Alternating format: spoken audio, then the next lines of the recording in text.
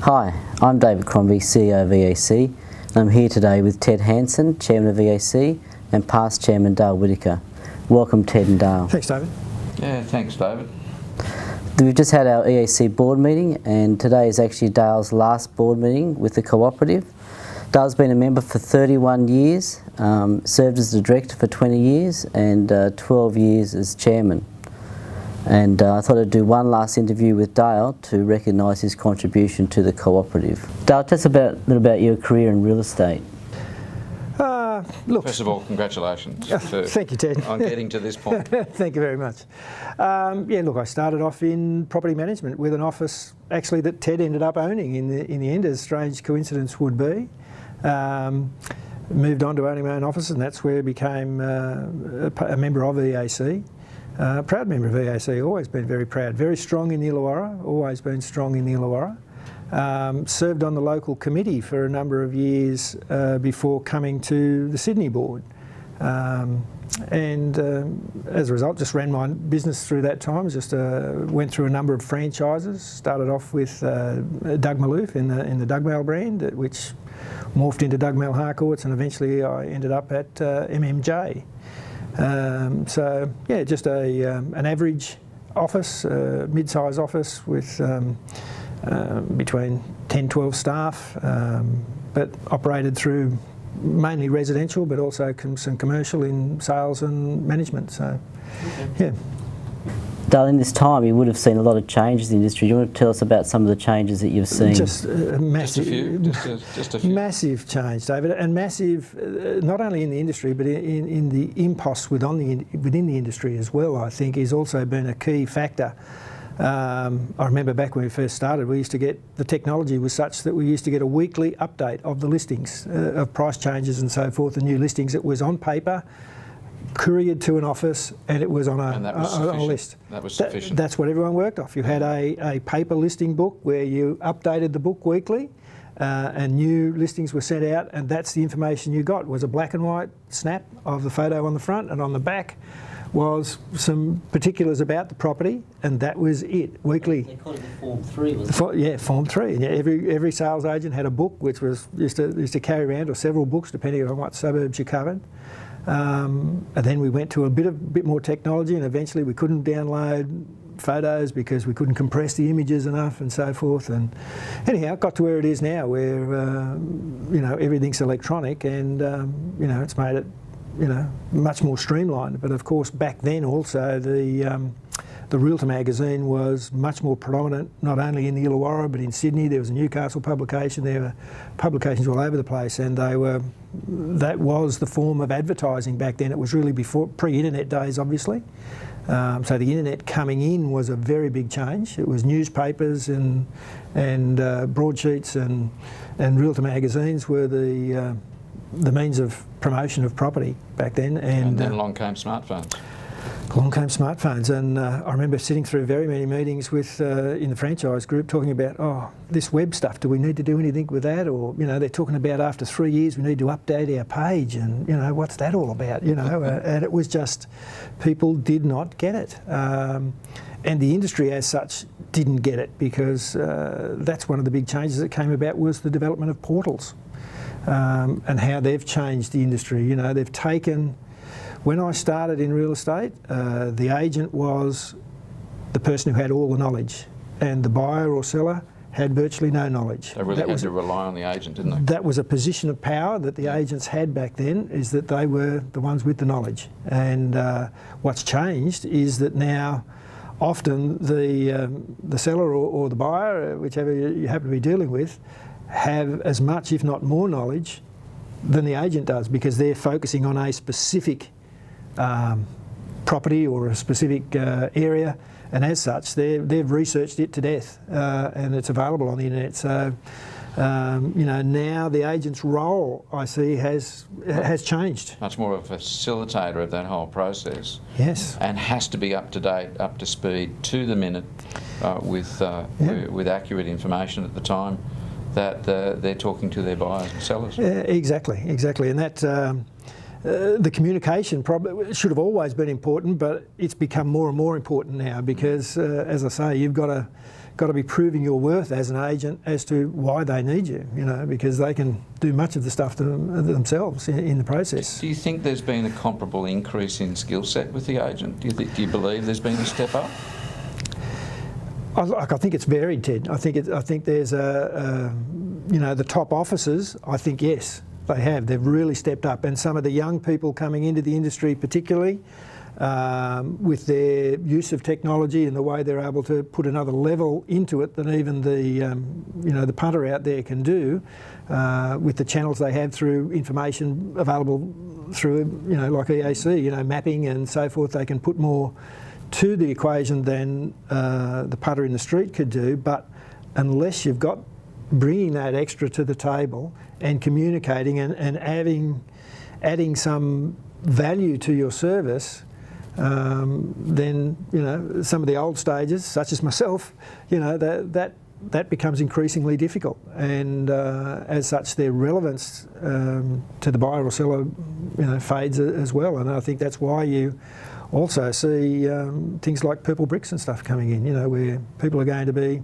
trying to sort of do it themselves pretty much, with purple bricks just being in the background doing the little bits. It might actually be a nice segue into the role you've had in changing the legislation recently, so that then becomes a compulsory requirement of an agent's career. Yeah. Look, I think when I first started in real estate, we had to do the TAFE course and so forth to get your licence or equivalent, and 2 years of experience before you could be classed as a real estate agent. And then government rules changed and they really relaxed all that, and it let a flood of people get a licence, and many of those, I'm sorry to say, have given the profession a bit of a bad name from not having the experience or education to be able to fulfil their role properly, really. And it's been probably one of the greatest legacies that the three of us sitting at this table, David, myself and you taking over from me, in dealing with the department on getting this new legislation in place in relation to training, is probably the greatest thing I've been involved with in all those years within real estate. It was always my intention in joining the board to be able to have an influence to leave the industry in a better position when I left than when I started. And I think that's, the seeds of that are now in place, that will happen. And there's been lots of people involved in that process, and it's been really encouraging to see the support of the board and your input into that as well. And I think the EAC's taken very much the right role with that in consulting with the department and the minister, rather than taking a very aggressive approach and getting people offside. It's been more working with them, taking a reasonable approach to get to the end result. Now, you're not going to win everything in those discussions with as we didn't win with some of the underquoting legislation. As you imagine, we were able to massage it a bit and bring it to a better place than what it started, but we weren't able to get it to where we wanted it to be in the end. And I think we've got to take those small wins where we can get them, better than the old days where we didn't get consulted at all. And the politicians, it was imposed from above with very little knowledge of the repercussions, and often there were very many unforeseen repercussions. So I think that ongoing relationship, establishing and building on that relationship with the department and whoever happens to be the minister at the time, I think is very important. We're not really a political organisation, but when those important things come up, you need to be able to have your input for the benefit of the industry, and I think that's important. And to make sure that the interest of members are protected as well. Well, exactly. That's what it's about. That's why we exist. And I think over the years EAC's done a tremendous job and often unrecognised, even by the people who aren't in EAC, particularly don't recognise the benefit that EAC's had in being the people that keeps the others honest within the industry. And by that I mean even in terms of suppliers, like, for example, forms, for example. If we weren't in the forms business, if we didn't supply forms, then those others who specialise just in forms, I won't name the companies, but they have more of a free rein to be able to charge what they like because there's no alternative.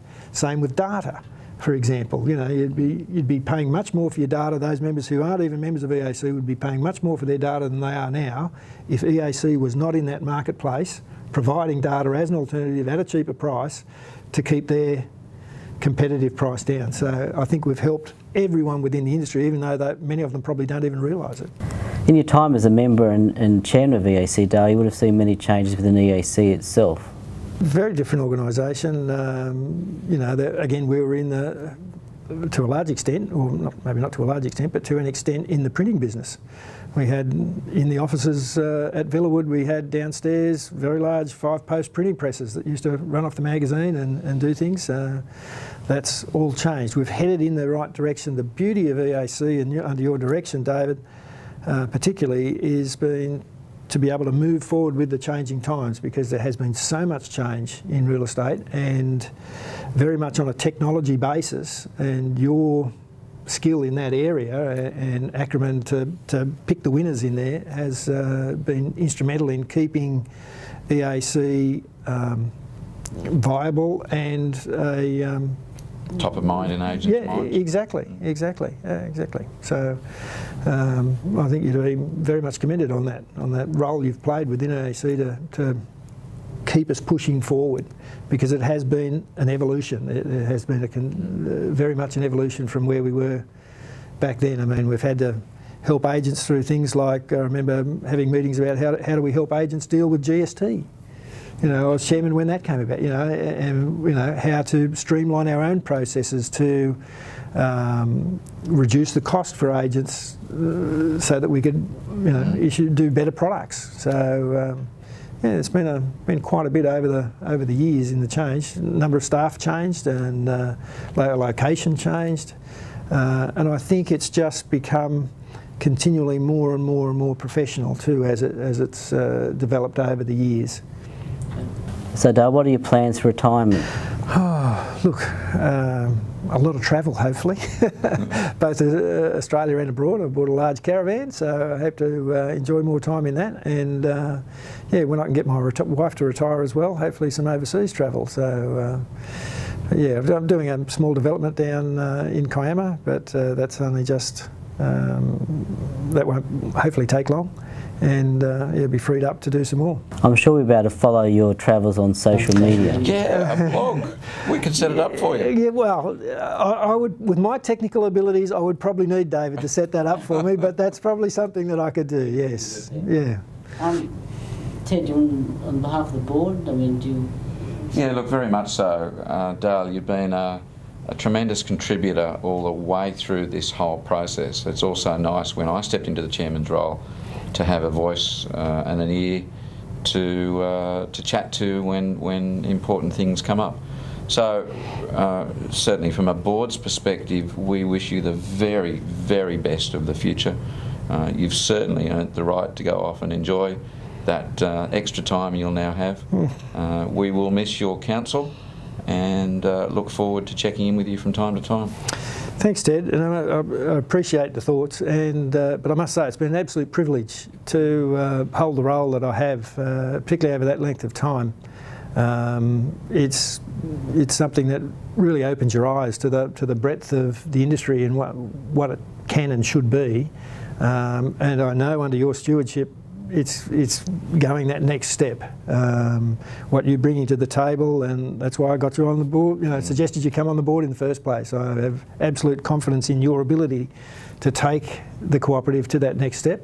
You're much more photogenic than I am, so that's all good. The face of EAC is improving in many respects. So yeah, look, I thank the board for their support over the years, and particularly David's support over the years. But yeah, as I say, it's been an absolute privilege to serve and hopefully to have made some difference within the industry. And Dale, on behalf of the whole of the team at EAC, I'd like to thank you for your contribution. It's obviously been great working with you. During the time we've developed a quite good personal and business relationship, and I hope that continues in years to come. Likewise. All the best. Thank you, David.